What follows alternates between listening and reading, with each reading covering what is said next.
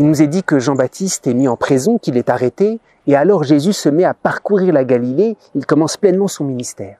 C'est très étonnant, et surtout le plus étonnant, c'est voir de quelle manière Jean-Baptiste termine. Jean-Baptiste termine dans une espèce de clair-obscur, dans sa prison.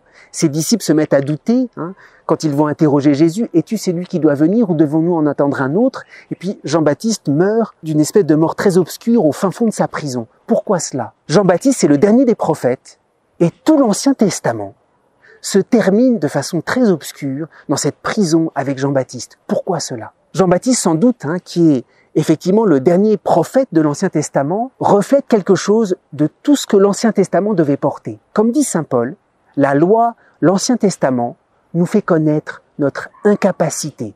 Et Jean-Baptiste, c'est vrai, c'est le dernier prophète qui ose terminer dans cette espèce d'incapacité qu'il doit porter à Dieu. Jean-Baptiste ne ressuscite pas. Jésus meurt, il ressuscite. Jean-Baptiste termine de façon obscure dans sa prison. Comme si jamais Jean-Baptiste présentait à Dieu, à Jésus lui-même, toute l'incapacité des hommes. Et c'est important, parce que en Jésus, Dieu ne vient pas seulement nous aider, il vient nous sauver. Et c'est ça que Jean-Baptiste crie à travers toute sa vie, à travers sa mort, à travers la manière dont il a terminé. L'Ancien Testament n'attend pas seulement un Dieu qui vient nous aider, mais un Dieu qui vient nous sauver de la mort, de l'obscurité, qui vient nous sauver des ténèbres.